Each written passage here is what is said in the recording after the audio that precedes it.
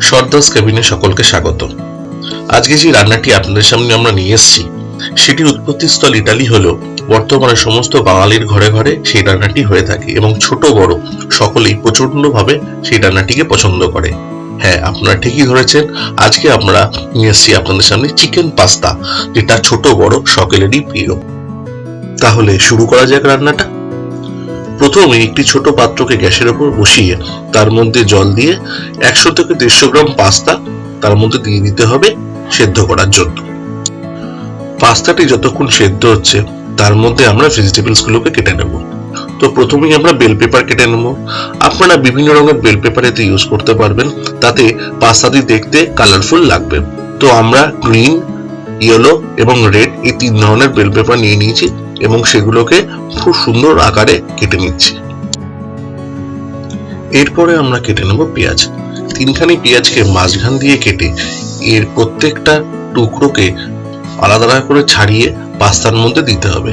দেখবেন টুকরোগুলো যেন বেশি ছোট না হয়ে যায়। যদি ছোট হয়ে যায় তাহলে পাস্তার মধ্যে মিশে গেলে পেঁয়াজের টেস্ট আলাদা করে আর পাওয়া যাবে না। এইবারে আমরা হাফ টুকরো গাজর পাস্তাতে দেব। আপনারা যত বেশি ভেজিটেবলস পাস্তাতে দেবেন, পাস্তা খেতে প্রচন্ড টেস্টি হবে। সেই জন্য আমরা বিভিন্ন রকমের ভেজিটেবলস এই পাস্তার মধ্যে দিচ্ছি। এখানে গাজরের টুকরোকে একটু বড় আকারে কেটে নিতে হবে।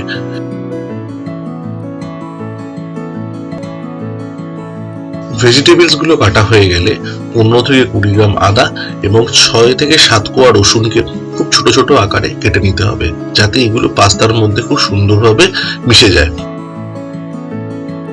পাস্তাগুলি ভালোভাবে সেদ্ধ হয়েছে কিনা সেটার জন্য আমরা পাস্তাগুলিকে একবার ভালো করে টিপে দেখে নেব, যাতে পাস্তাগুলি ভালোভাবে সেদ্ধ হয়। যদি ভালোভাবে সেদ্ধ না হয় তাহলে আমাদেরকে আরো কিছুক্ষণ সেদ্ধ করে নিতে হবে। পাস্তা ভালোভাবে সেদ্ধ হয়ে গেলে একটি ঝুড়ির মাধ্যমে জল ঝরিয়ে আমরা পাস্তাগুলিকে আলাদা করে তুলে নেব। একটি ফ্রাইং প্যানে আমরা 20 থেকে 25 গ্রাম বাটার দিয়ে দেব। বাটার ভালোভাবে গলে গেলে তার মধ্যে আমরা চিকেনের ম্যারিনেশনটা দিয়ে দেব। আমরা আগে থেকেই চিকেনের সাথে নুন এবং গোলমরিচকে ম্যারিনেট করে রেখেছিলাম।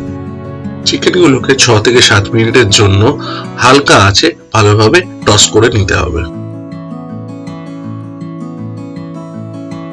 চিকেন এত সুন্দর কালার এলে আপনি বুঝতেই পারবেন আপনার চিকেনটি ভালোভাবে সেদ্ধ হয়ে গেছে। যদি কোনো অসুবিধা থাকে তাহলে খুন্তির ডগায় হালকা করে চিকেনগুলোকে কেটে একটু দেখে নিতে পারেন, তাহলে আপনি আরো শিওর হয়ে যাবেন।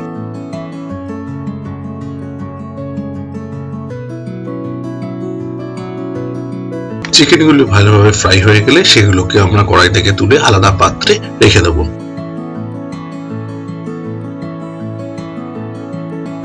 প্রথমেই আমরা গাজর দিয়ে দিলাম।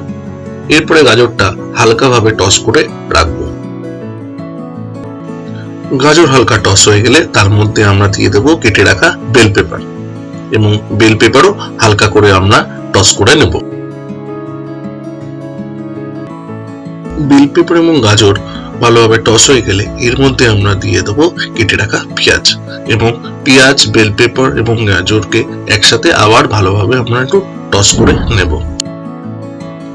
এইবারে সমস্ত ভেজিটেবলস ভালোভাবে ফ্রাই হয়ে গেলে সেগুলো আমরা কড়াই থেকে তুলে নেব। এবার আমরা গরম প্যানে আগে থেকে কেটে রাখা গার্লিক গুলোকে দিয়ে দেবো এবং হালকা করে একটু টস করে নেব। এরপরে আমরা দিয়ে দেবো জিঞ্জার, সেটাকেও হালকা করে আমরা একটু টস করে নেব। রসুন কুচি এবং আদা কুচি ভালোভাবে টস হয়ে গেলে আমরা এর মধ্যে দিয়ে দেব 1 চামচ ময়দা।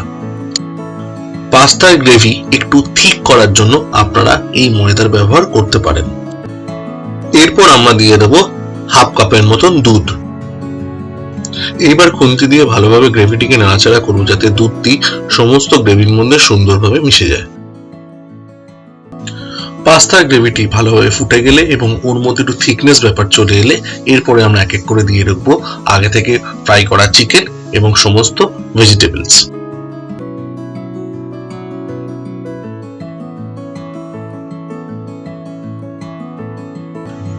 ফ্রাই করা চিকেন এবং ভেজিটেবলস গুলিকে পাস্তা সসের মধ্যে আমরা ভালোভাবে মিশিয়ে নেব। এরপরে আমরা half table spoon black pepper এর মধ্যে দিয়ে দেবো। এরপরে আমরা 1 চামচের মতো নুন দিয়ে দেবো। নুনটি আপনারা আপনাদের স্বাদ মতন ব্যবহার করতে পারেন। নুন এবং গোলমরিচকে পাস্তার সসের মধ্যে ভালোভাবে মিশিয়ে দিন, যাতে নুন এবং গোলমরিচের স্বাদ পুরো পাস্তার মধ্যে ঠিকঠাক ভাবে চলে যায়। এরপরে আমরা গ্রেভির মধ্যে বয়েল পাস্তাগুলিকে দিয়ে দেবো এবং খুন্তি দিয়ে সুন্দরভাবে নাড়িয়ে চাড়িয়ে পাস্তাগুলোর মধ্যে যেন গ্রেভিগুলি সুন্দরভাবে লেগে যায়।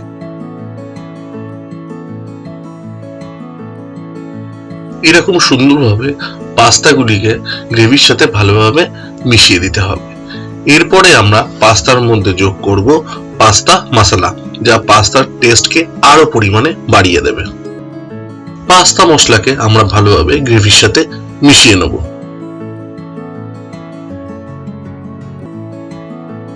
এইবার উপর থেকে দিয়ে দেব গ্রেট করা চিজ, যেটা পাস্তার টেস্টকে আরো বাড়িয়ে তুলবে। কত সহজেই এরকম টেস্টি চিকেন পাস্তা আমরা তৈরি করে ফেললাম। আশা করি আপনাদের ভিডিওটি ভালো লেগেছে। যদি আমাদের রেসিপি চিকেন পাস্তা আপনাদের ভালো লেগে থাকে তাহলে একটু লাইক আর শেয়ার করে দেবেন, আর চ্যানেল ভালো লাগলে একটু সাবস্ক্রাইব করে দেবেন। Thank you.